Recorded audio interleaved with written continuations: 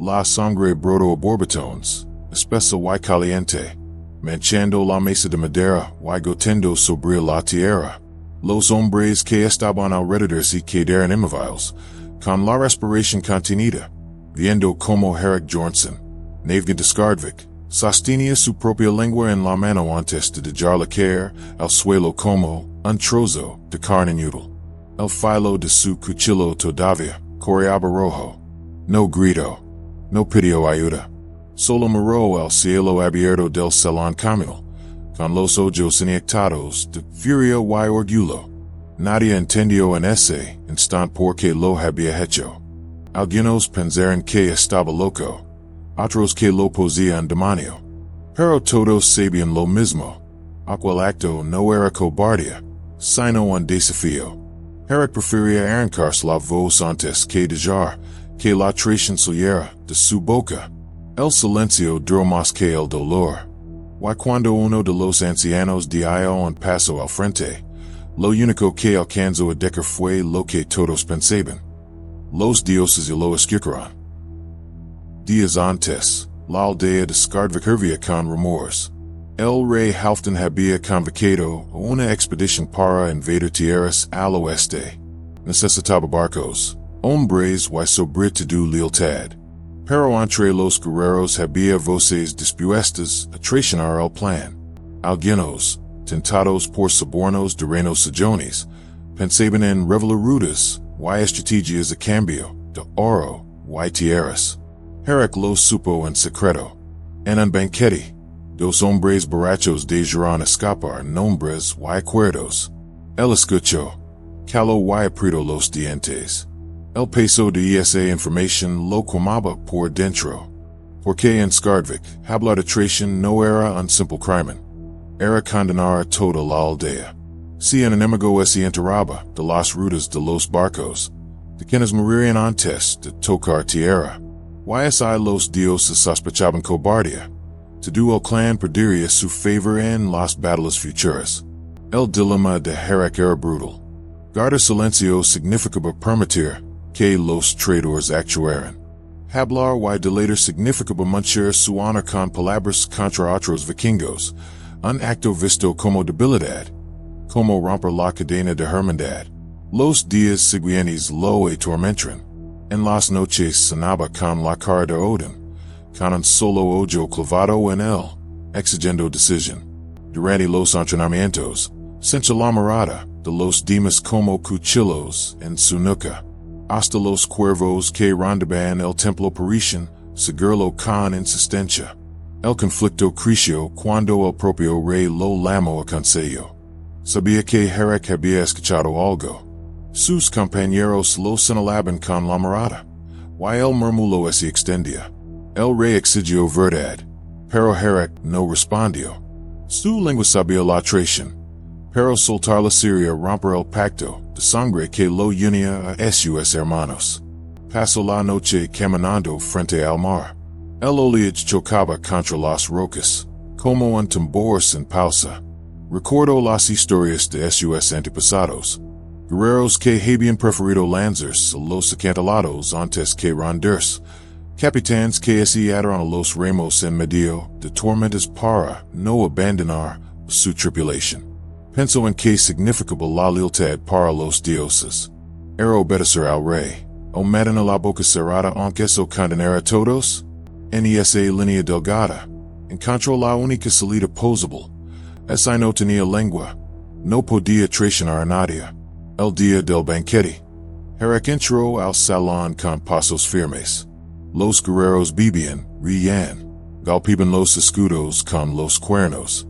El rey lo observaba desde la cabecera, con la desconfianza ardiendo en sus ojos. El rumor se había extendido tanto que todos esperaban su palabra. Harek no dijo nada. Caminó hasta la mesa principal, colocó el cuchillo frente a sí, y levantó la vista hacia los dioses grabados en los pilares del salón. Odin, Thor, Freya. Murmuró una plegaria inaudible. Tomó el cuchillo, y sin vacilar se llevó la joya a la boca. El corte fue seco. El dolor insoportable, pero lo sostuvo con una fuerza que parecía sobrenatural. la sangre lulino la garganta, escupio el trozo de carne sobre la mesa, y alzo la cabeza, con la boca abierta, mostrando a todos que su decisión estaba tomada. El salón estalló en gritos.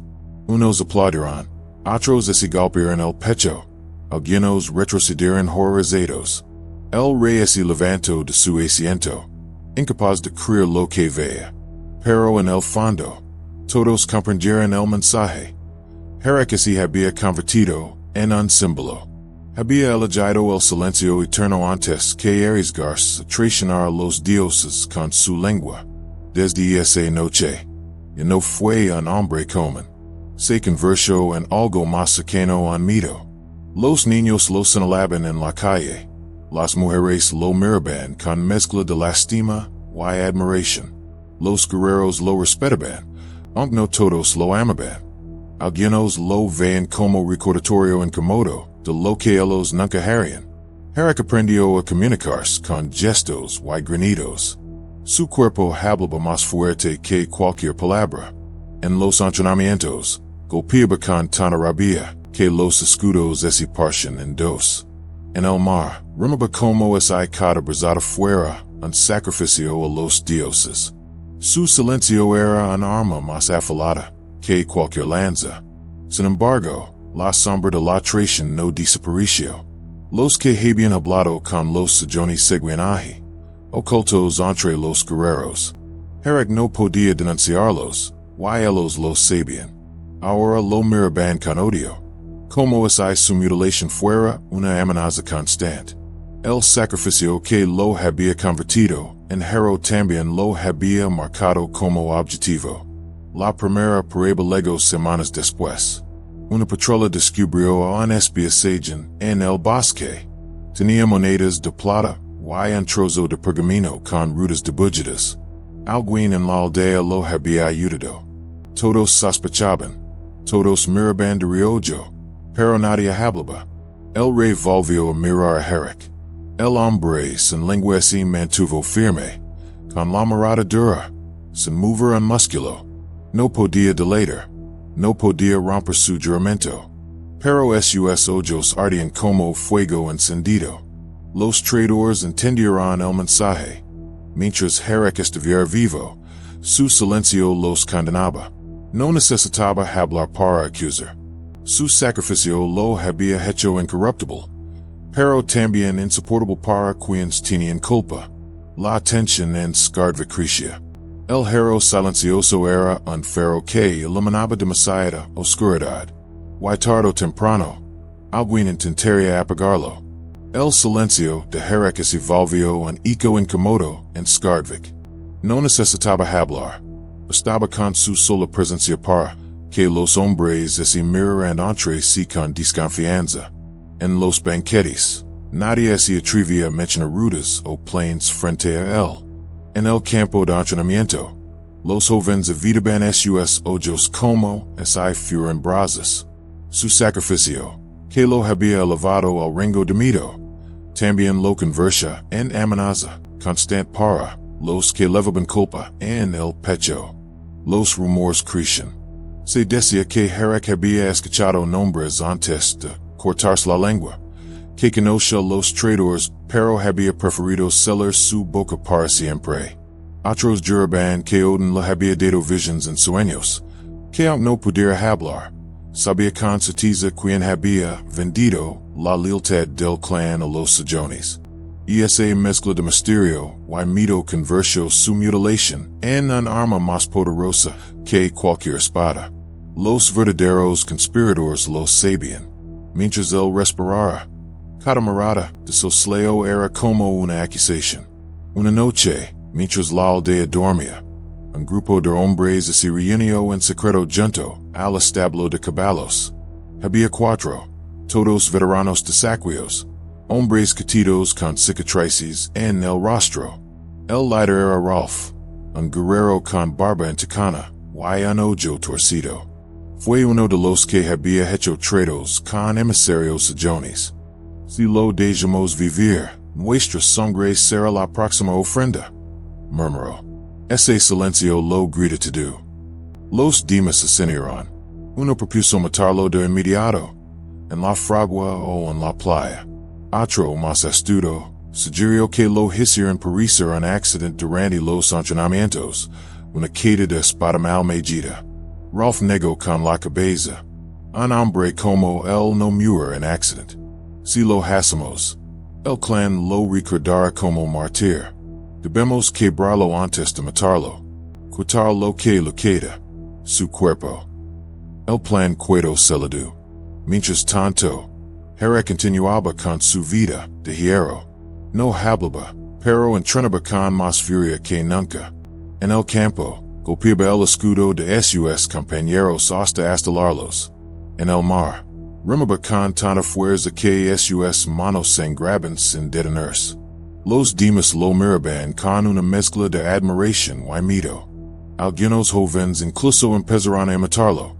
Guardaban silencio durante días enteros, convencidos de que así los dioses escucharían sus plegarias con más fuerza. Pero la presión también crecía en el consejo. El rey Halfdan, aunque respetaba a Harek, no podía ignorar la desconfianza que estaba destruyendo la unidad del clan. Ordenó que se organizaran rituals de purificación, sacrificaran caballos, pintaran runas de protección en las puertas, colgaran cabezas de lobo en las entradas del poblado. Nada cambió. El silencio de Harek seguía ardiendo como una hoguera imposible de apagar. La tensión alcanzó un punto crítico cuando se descubrió otro espionaje en las cercanías. Entre sus pertenencias, había un trozo de tela con símbolos de Skardvik. No cabía duda. Alguien dentro del clan lo estaba alimentando con información. El rey exigió respuestas en una asamblea frente a todos los guerreros. Ali estaba Harek, de pie, mirando fijo a los hombres. No pronunció palabra, y no podía, pero su mirada se clavó en Rolf más de lo necesario. Fue un instante apenas, pero suficiente. El veterano sintió que la tierra se hundía bajo sus pies. Y esa noche, Rolf y sus cómplices decidieron actuar. Esperaron a que Harek saliera solo, como acostumbraba, hacia la playa. El mar estaba agitado, la luna cubierta por nubes. Lo emboscaron junto a las rocas. Tras los sugerir mientras Rolf levantaba un mazo de hierro. Los dioses no hablan por ti, Harek, susurró con odio. Hablan por los hombres que no tenemos lengua. El golpe cayó, pero no donde planeaban. Harek, aunque atrapado, giró el torso con fuerza brutal, y uno de los hombres perdió equilibrio. El mazo golpeó la roca, chispeando. Harek mordió el brazo de otro hasta arrancar el piel, escupiendo sangre en la arena. Sus granidos parecían rígidos de animal. La peli fue feroz. Lo golpearon con piedras, lo patearon en el suelo, lo apuñalaron en un costado. Pero Harek no cedió. Sus manos buscaron una piedra filosa, y la hundió en el cuello de uno de los atacantes. La arena se tinó de rojo. Los demás retrocedieron, temblando. No esperaban esa resistencia de un hombre, al que consideraban mutilado y marcado. Rolf lo miró con rabia. No importa cuánto luches. Tu silencio es nuestra condena. No saldrás vivo de esta playa. Pero antes de que pudiera atacar de nuevo, un relámpago iluminó el cielo. El sonido del trueno retumbó como martillo de Thor. Los hombres, aterrados, huyeron hacia el bosque, dejando a Harek sangrando en la arena. Al amanecer, pescadores lo encontraron tendido, apenas consciente. Lo llevaron a la aldea, donde las mujeres curanderas limpiaron sus heridas con hierbas y oraciones. Sobrevivió, aun con cicatrices nuevas en el costado y un ojo inflamado. Cuando la noticia llegó al consejo, el rey comprendió que había una conspiración. Nadie confesó, pero todos sabían quién había encabezado el ataque. El problema era evidente. Se ejecutaban a Rolf y a los suyos, se desataría guerra interna en el clan. Si los perdonaban, la traición crecería como peste. Harek, con el cuerpo vendado, escucho tu desde un rincón. No podía hablar, pero tomó un pedazo de carbón, y trazo un símbolo en la pared. Un ojo atravesado por una lanza. Era la marca de Odin, sino de que había visto, y juzgado. Los ancianos interpretaron el gesto como profecía. Dijeron que el dios de un solo ojo estaba observando, esperando sangre para equilibrar la balanza. La aldea entera empezó a vivir bajo ese presagio. Cada día aparecía un cuervo más en el templo. Cada noche, el viento traía lamentos desde el mar. Los niños lloraban. Las mujeres se persignaban con ranas. Nadie dudaba. Los dioses reclamaban justicia. Rolf y sus cómplices intentaban aparentar normalidad, pero la culpa los carcomía. Uno enfermo y murió en pocos días, cubierto de manchas negras en la piel. Otro desapareció en el bosque, y cuando jalaron su cuerpo, estaba colgado de un árbol con la lengua arrancada. Nadie supo quién lo hizo. El miedo se volvió insoportable. El clan entendió que la mutilación de Harek no había sido un acto de locura, sino un sacrificio que lo había vuelto intocable. Había entregado su voz a los dioses, y ahora los dioses usaban su silencio como arma contra los traidores. Harek ya no era solo un hombre. Se había transformado en símbolo viviente de la lealtad absoluta.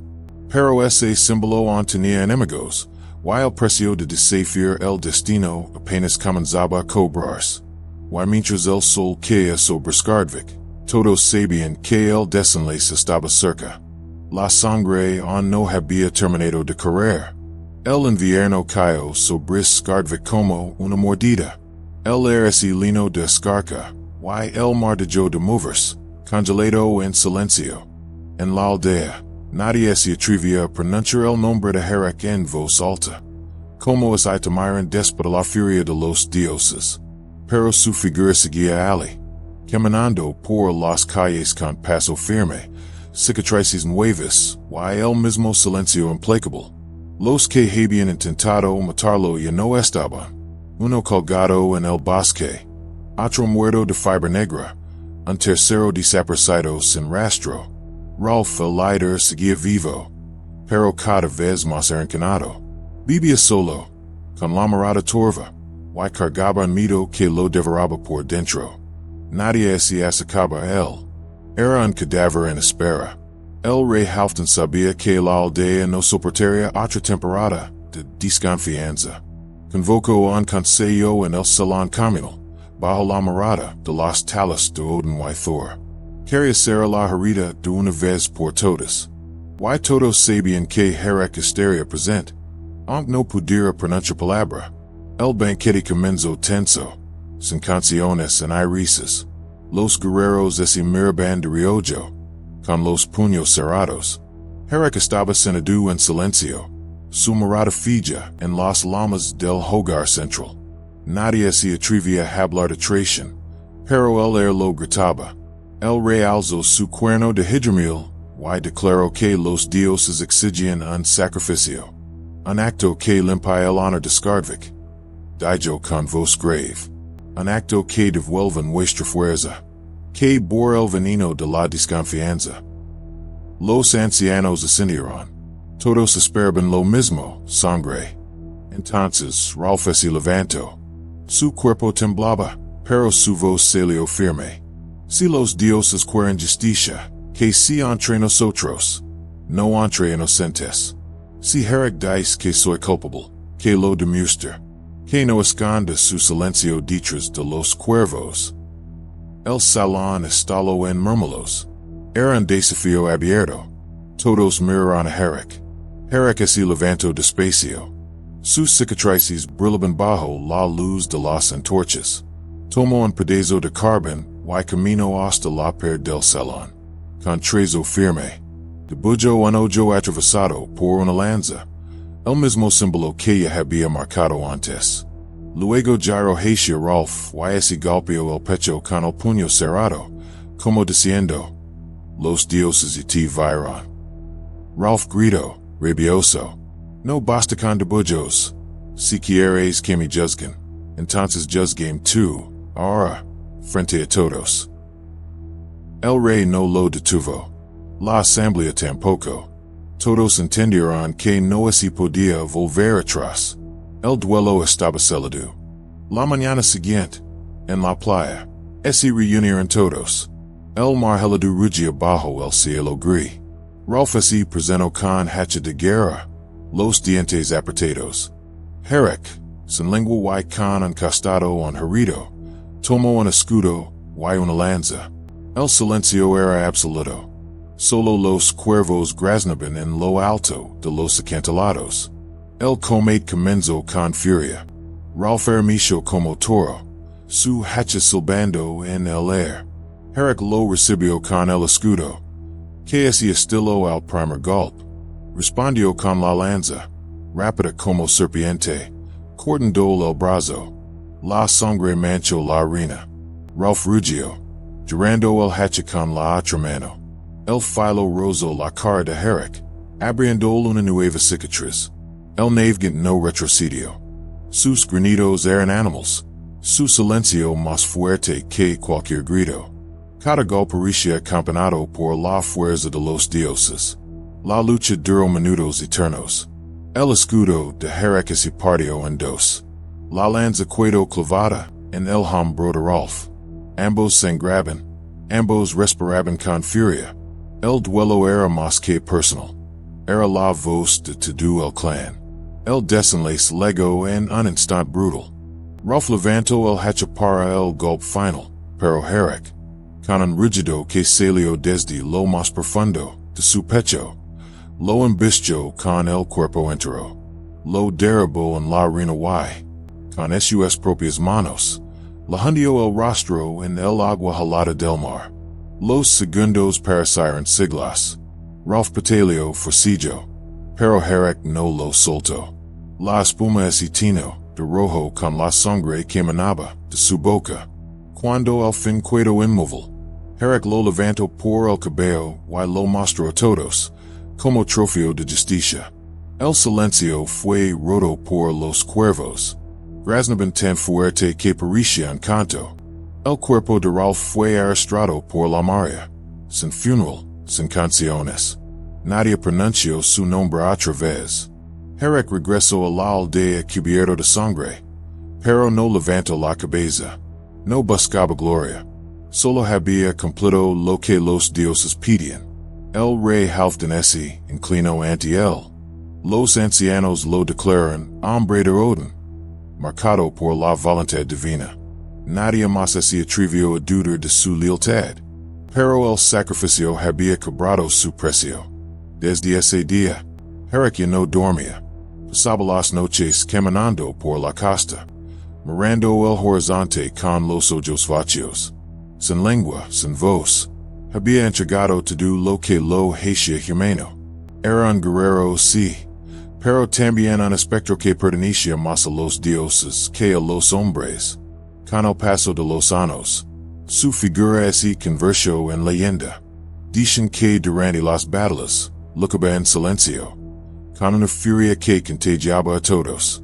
Que los enemigos huían al verlo gruñir como bestia, con la boca torcida y los ojos en llamas. Que cada cuervo en el campo de guerra era un mensajero suyo. Y también dicen que nunca volvió a sonreír. El día de su muerte legó en otro invierno. Una expedición al oeste fue emboscada por sajones. Los hombres de Skardvik lucharon hasta el último aliento, pero estaban rodeados. Fue entonces que Harek, el hombre sin lengua, avanzó solo al frente, lanzándose contra decenas de enemigos. Su furia era tal que la línea sajona se quebró. Dicen que mató a 20 antes de caer, que su sangre manchó la nieve como un río oscuro. Cuando su cuerpo fue recuperado, sus ojos seguían abiertos, mirando al cielo. En su mano derecha, un cuervo muerto. Nadie supo cómo llegó allí. Su funeral fue distinto a todos. No hubo palabras, porque las palabras nunca lo pertenecieron. En lugar de cantos, dijeron silencio. En lugar de discursos, golpearon sus escudos en ritmo lento, como tambores de trueno. La gente de Skardvik lo recordó como el hombre que eligió arrancarse la lengua antes que traicionar a los dioses. Un sacrificio que lo convirtió en símbolo, en advertencia, en mito. Y hasta hoy, cuando los navegantes parten al mar, algunos miran la lengua hasta sangre, convencidos de que así los dioses saben que su lealtad es real. Porque la historia de Harek Bjornsson quedó grabada como una certeza. La voz puede mentir, pero el silencio, cuando es comprado con dolor, nunca traiciona.